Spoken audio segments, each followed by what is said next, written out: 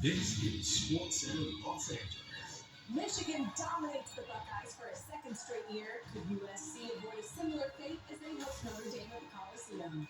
And the College Football Playoff Committee has some decisions to make after a wild rivalry weekend. Heather Dinich joins the show and weighs in. And LeBron James looks to carry the Lakers with AD out, while Luka Doncic leads his Mavs in the sixth. Sports Center starts now.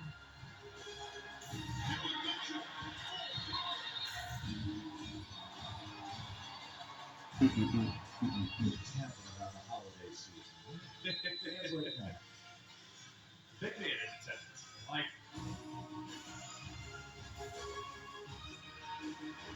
Yeah, if you didn't notice it, is officially Christmas time. And I am ready. He's ready. is the tree up? Yeah, it's a bit off.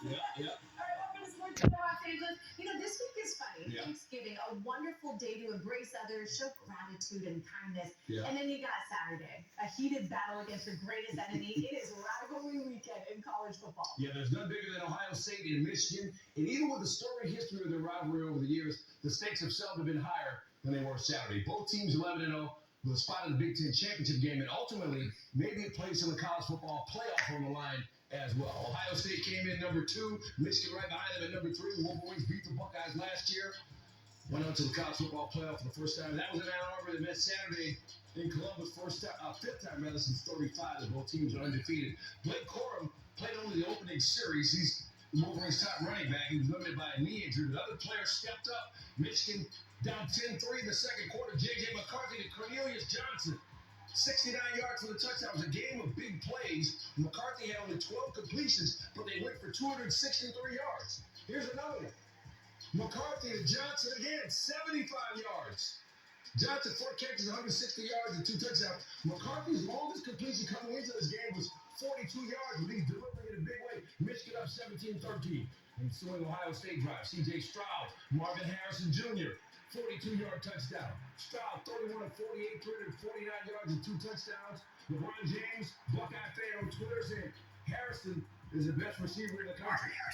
He's a Biletnikoff Award semifinalist, had 7 catches for 120 yards in the game. 20-17 at the half. Third quarter opening drive for the Wolverines. McCarthy to his freshman tight end, Colston Loveland, for 45 yards and a touchdown. His only catch of the game, first career touchdown. First time over the last 15 seasons that Michigan's had 3 passing touchdowns of 40 or more yards in the game. 24-20 Michigan. Ohio State looking to answer. Stroud to Chip Trainum. 23 yards on the play, but there's also a flag on the play. Here's what happened. Buckeyes getting a little frustrated. After the play, G. Scott headbutts Rod Moore. Officials right there. And the penalties will stall the drive. Later in the third and 1 for Michigan. Trick play. Khalil Mullins to Luke Schoonmaker. First down Wolverines. Another look at the throw. Kind of like a shot put, but it got the job done. Michigan into Ohio State territory, trying to beat them again after snapping an 8-game losing streak in the series last year. McCarthy to Ronnie Bell, incomplete. There's a flag on the play. That was on 3rd and 11. Ronnie Hickman called for pass interference, so the drive is alive. Now 3rd and goal. McCarthy going to keep it himself and get in from 3 yards out. Michigan up 31-20. Later in the fourth, after an Ohio State field goal, it's 31-23. Corbin's backup is Donovan Edwards, playing with an injured hand that was all wrapped up. Nothing wrong with his legs, though. He is explosive, and there he goes. 75 yards for the touchdown. And Michigan up 38-23. Ohio State trying to stay in it. They got 3rd and 10 in the red zone. Stroud. Maybe trying to do too much here. Picked off by Taylor Upshaw, one of 2 interceptions in the game for Stroud. And Michigan takes over. Ensuing possession, they give it to Edwards. And he was the closer. Did I mention his explosiveness? 85 yards for the touchdown now. Wolverines ready for 242 yards in the second half. Edwards 216 and 2 touchdowns for the game. And McCarthy waving goodbye to Columbus as they plant the Michigan flag into the ground. Wolverines win at 45-23. They'll face Purdue in the Big Ten title game. The team really paid the price. It really put in all the work, and that's what they did. They, just the hard work, the sweat. I mean, you sweat every other game, to get to this game and get to this opportunity. We were, thankful to be where we were, right where we wanted to be, and then came down here. Players were all focused and determined to win the game. Been a long time since Michigan won at the Horseshoe. The world was different back in 2000. Michigan along Tom Brady was Drew Bledsoe's backup in the NFL. LeBron James was a freshman at St. Vincent, St. Mary, and Akron, and Serena Williams had just one career Grand Slam title. And I did the Ohio State-Michigan highlight in my first year at ESPN. If you wonder what the top song was that week, it was Independent Women by Destiny's Child, and gas was around $1.50 a gallon. Didn't go well for Ryan Day and the Buckeyes there. We'll figure out what's next. I don't know exactly what is next right now, but that's life at Ohio State. And, I certainly know what this game means to everybody. And so, when you lose, it all comes back to me. I'm the head coach, and that's what probably hurts the most. So entering the final week of the regular season, a lot was up in the air. That remains true at this moment. According to Caesars, Georgia remains the favorite to win the national title, but Michigan has now moved into the second best odds with their big win on Saturday. Those are the only teams currently with better than 10-1 odds. Kirk Herbstreit with his top four later on SportsCenter. All right, how about this matchup? Here's your top 6 teams in action. We got a treat on this holiday weekend. Let's begin with Georgia Tech, Georgia. Georgia, the number 1 team in the country and looking to hold that position firmly. Second quarter, Georgia actually down here, not for long. Marcus Rosenme-Jack St. there for the score. It's a 10-7 Georgia lead. All right, here we go. This is more like it. Stetson Bennett faking the handoff, finds Brock Bowers for the score, and he will tumble on in. Great catch right there. Georgia is 12-0. Their 27th consecutive regular season win. Now number 4, TCU taking on Iowa State first quarter. Kendrick Miller taking the handoff, rolls outside, takes defenders in with him. He doesn't care. A 25-yard touchdown run. TCU up 17-0. Here's Hunter Decker's throw, picked off. Thank you very much, Miller. Thank you very much, TCU. He goes the other way, breaking tackles and finding the paint. A long day for Iowa State as TCU blows them out 62-14. They are also 12-0 stand.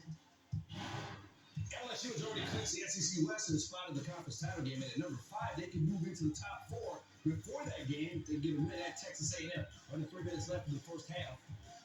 Texas A&M in LSU territory. Devin A-Chain. Stiff arms the defender, gets down to the 3-yard line. Later in the drive, Texas A&M with a 3rd and goal. They're down to their 4th-string quarterback, Connor Wegman. But he finds Donovan Green in the end zone. Wegman 12 of 18, 155 yards, but he didn't throw an interception. Texas A&M up 17-10 going into halftime, trying to add a happy ending to a disappointing season. Early 3rd quarter, John Emery Jr., 19 yards for a touchdown. He had 3 touchdowns in the game. LSU ties it at 17. Next possession for the Tigers, 3rd and 1 at their own 35. Jay Daniels hit by Andrew Cooper. Jamani Richardson says, look what I found. And he's in for the touchdown. It's 24-17 Aggies. 4th quarter, same score. 2nd and 8 for the Aggies on LSU 21. Wegman throwing it up. And check out the catch from Moose Muhammad. One hand with 2 defenders in the area. Wow. What a catch from Moose Muhammad III, making Moose Muhammad 1 and 2. Very proud. Very proud. Muhammad 5 catches, 94 yards. You want to see another one? Wegman throwing it up again, and there's Muhammad again, snatching it from the defender. Aggies in business. Couple plays later. A-Chain injured his leg during the game. He had a visible limp, except when he had the ball in his hand. Then he was unstoppable. Run through 2 defenders for 17 yards. Later in the drive, A-Chain finishing the job. 38 carries, 215 yards. That's career high, 2 touchdowns. Texas A&M wins at 38-23. The most points they've scored in any game this season. All right, USC Trojans are obviously coming off that huge win over UCLA in the Rose Bowl. They now meet another rival, and there's nothing like this one. Cue the fireworks. The crowd, it's insane. And Lincoln Riley and Marcus Freeman are just being introduced to this rivalry. And same with Caleb Williams. He's a Heisman frontrunner because he does stuff like this. Finds Taj Washington on the right side. He rolls on in, and the Trojans strike for 7-0. All right, now Notre Dame trying to get something going. They're down 10-0, and it's Drew Pine. A deep shot to Michael Mayer, and he brings it down for the score. Mayer's 8th receiving touchdown this season. Notre Dame makes it 10-7. All right, about 2 minutes left in the half. Williams scrambling, showing off the legs and showing off the arm. Jordan Addison there. Another transfer. USC, sure glad they did. First down for USC. Now first and goal on the 6-yard line. Williams. Guys, I got this. Unbelievable. And watch this. He strikes the Heisman pose because that's what you got to keep doing to get that award here in December. USC leads 17-7 at halftime. Moving on to the third, same score. First and 10. Pine. Oh no. Big moments under bright lights. And you cannot win games doing that. Coach Freeman giving a little bit of feedback, staying calm, ensuing USC possession. You make a mistake, we make you pay. Malik Brown finding a wide open lane into the paint. USC up 24-7. Here we go. First play of the fourth. USC up 10 now. Williams under pressure, rolling out. Unbelievable. He has 44 touchdowns this season. That is the most in a single season in USC history. This is a school with rich history. Pine now scrambling under pressure. We saw what happened under pressure earlier. Good job. Look what happens again. Kalen Bullock with the pick. And it's time for another chat with your coach. You're due. Now 4th and 2 for USC. Williams, just one more for you. Showing off that a 16-yard touchdown run. He rushed for 3 touchdowns. Give that man the Heisman. We're going to the 9-0 again. Here's Williams with Holly Rowe. It makes it those because of all the hard work that these guys have put in. And then also these guys that have been here and all these guys that haven't had this opportunity, and how much they trusted and believed in coaching and what he was bringing in, and then also being there back there behind them, supporting them in every way possible. So it means a lot to me. I know you, Caleb, and you are only focused on the bigger team prize, but I saw you drop that Heisman pose tonight. What did you do tonight that felt like a Heisman-worthy moment? Nothing tonight. I felt like the Heisman is just my teammates told me to do it. They kept saying do it, so I ended up just going over and touchdowns. I mean, he's being really humble there. He could just say all of it. Now, if history holds true for a Pac-12 athlete, Caleb has had a really good shot at winning the Heisman Trophy. He's just the second player in Pac-12 history to have 30 touchdown passes and 10 rushing scores in a season, joining Marcus Mariota back in 2014. Mariota won the Heisman that season and led the Ducks to the national title game. Clemson still have faint playoff hopes at number 8. They'll beat North Carolina in the ACC championship game next week. Before the Palmetto State showdown with South Carolina Saturday. Under Dabo Swinney, Clemson 162-2, and they lead by 14 or more points at any point. Last loss was in 2012. They're up 14 in the second quarter here. 4th and goal. South Carolina going for it. The Oklahoma transfer Spencer Rattler and Antoine Wells Jr. South Carolina down 14-7, coming off that win over Tennessee last week. Later in the second, after forcing a safety, Clemson returning the kick, leading 16-7. They try a trick play that just, didn't work. A disaster. Backfired. Phil Maffa was at 19 yards before fumbling. South Carolina recovers, and I don't think Clemson will run that one yet. Ensuing drive for South Carolina, Rattler. South Carolina ran for just 54 yards on 31 carries, but Rattler able to get in there. South Carolina down to 16-14. They did their damage through the air. Rattler going back to Wells again with 9 catches, 131 yards and a pair of touchdowns, with South Carolina still down 30-28. We go to the 4th after field goal to take the lead. It's 31-30. 1st and 10. They're on 24 for Clemson. DJ Uiagalelei. Intercepted by Marcellus Dial. Uiagalelei 8 of 29, 99 passing yards, a touchdown, and the interception. We saw just over 2 minutes left in the 4th, still 31-30. Clemson returning the punt. Antonio Williams coughs it up. And South Carolina recovers again. Ensuing possessions from Gamecocks. Just over a minute left in a 3rd and 4. Trying to end it. Wells trying to get there for the first down. Rattler threw for 360 yards.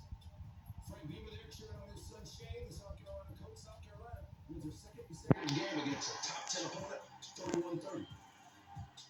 We are just getting started on SportsCenter from LA. Would Alabama succeed where Clemson and LSU could not by winning the Iron Bowl to keep their playoff hopes alive? Plus, LeBron James and the Lakers look for a W over the Spurs 2 nights in a row, this time without Anthony Davis. And we have the latest on NFL injury news from Adam Schefter, including the status of Justin Fields and Jamar Chase. Stick around, find out. It's SportsCenter from LA.